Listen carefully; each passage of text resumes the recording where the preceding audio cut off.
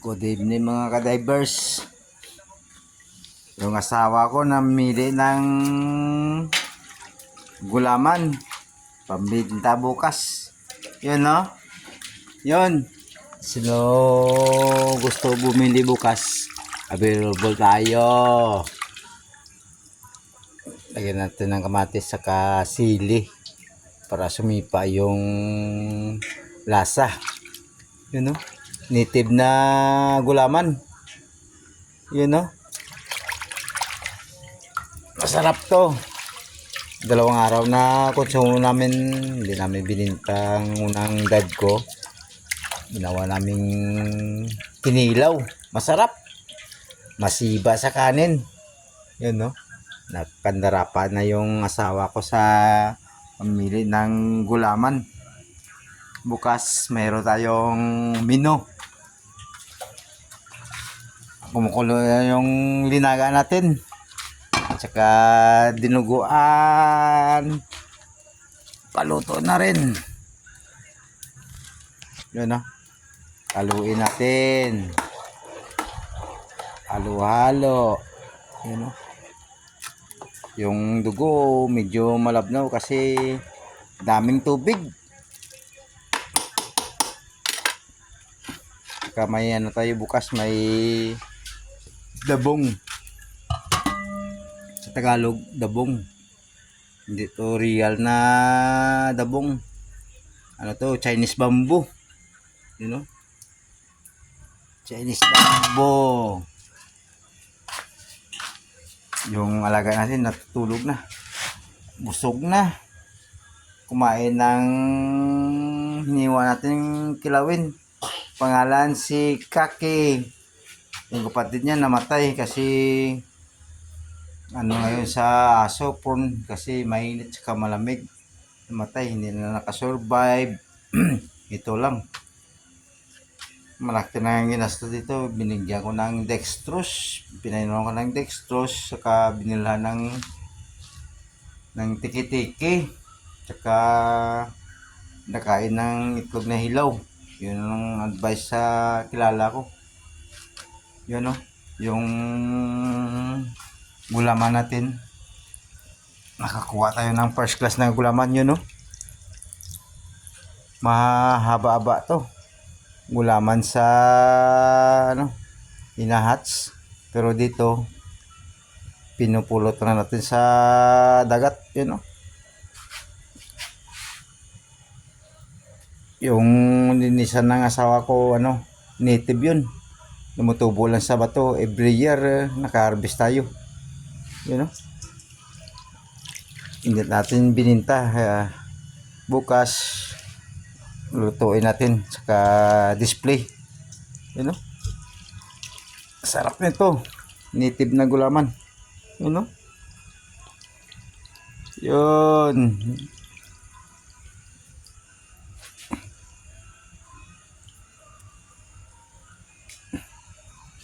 Saka may menu tayo bukas, may ano tayo, yung chicken curry, saka giniling na baboy, yung pichay lagay natin sa linaga. Yung menu natin na bangos, paluto na. Yung bangos, 3 piraso. Nawasa ko yung menu natin bukas sa sinigang. Ginawa nating ulam ito, ulo, saka pituka, atay. Yung kanin luto na, ready na.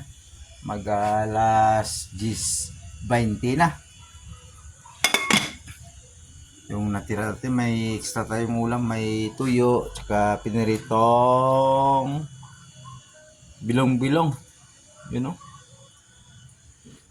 Tsaka mayroon tayong beef steak bukas, yun no. Beef steak.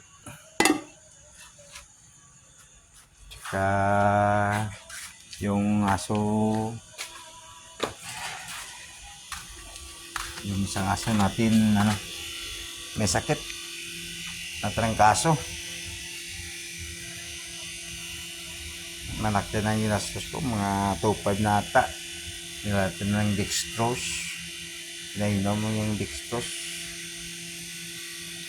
Yung mata niya, ano, medyo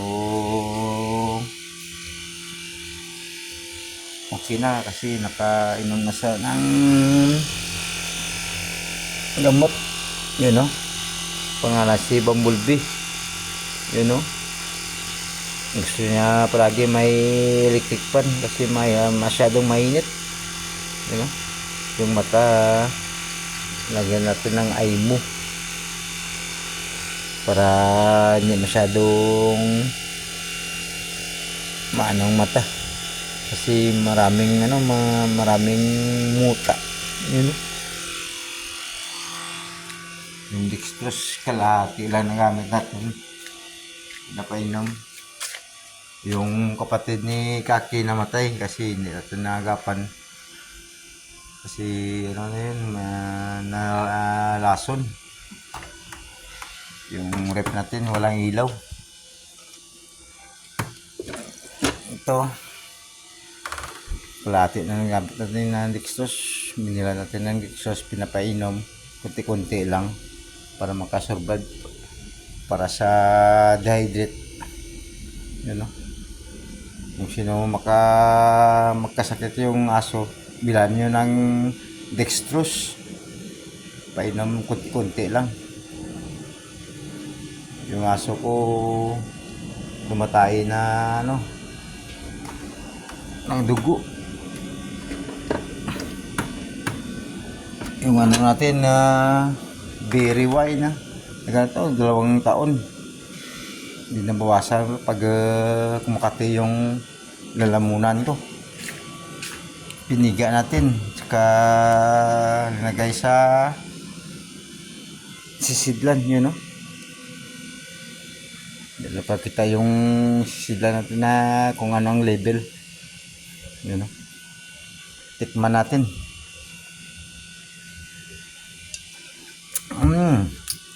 Sarap. Pag may lanyo tayo, pwede natin inumin to para sa lalamunan pag kumakati. Sarap. Ready na bukas. Yun know, lumidilat na yung aso natin, si Bumblebee. Kasi nalagyan natin ng IMO yung mata. Pag hindi mo lagyan ng IMO, baka hindi na makakita. You know, pangatlong ano to, panyaris kanya, survive pa rin. Binigyan natin ng first aid, pinainom ng gamot kasi bago-bago yung panahon. Ano na to, pangatlong sakit nito.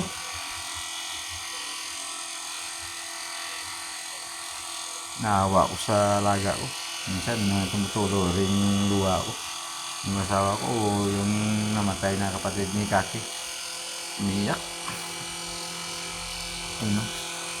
Sana kung sino dyan may extra na gamot na para sa sakit ng aso, mga dyan kay Tio Hermosa, sana makabigay din ng advice kung ano gawin. Kasi followers din ako ni Tio Hermosa. Yun know, Bumblebee, say hi. Say hi to daddy.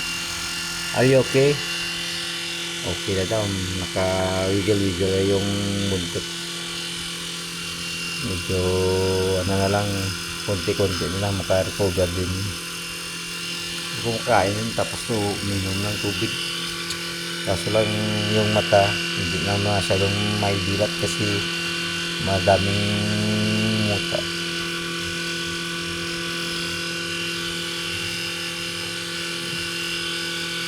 Kung hapon walang luto, minsan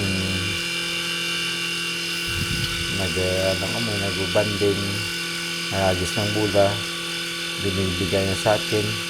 Tapos ganito yung sitwasyon niya, hindi na siya makabanding sa akin kasi patuloy pa yung gamutan. Bibigyan natin ng ano, ng hangin. Yan na. Hindi ni tayo kasi yung kuryente mahal. Para maka-recover.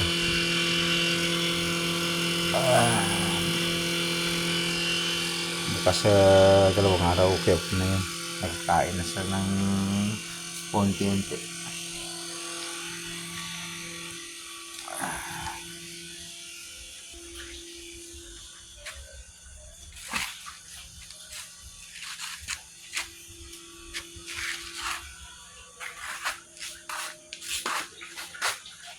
Kagabi nag-dive tayo, kunti lang kuha natin. Nakakuha tayo ng pang-ulam lang. Wala tayo pang upload sa YouTube o Reels. Ngayon lang, nakaano tayo ng sea grass. Baga gulaman. You know? Dahil man na seaweed siya. Sea grass. Hanggang dito na lang mga ka-divers. Thank you for watching. Bye-bye.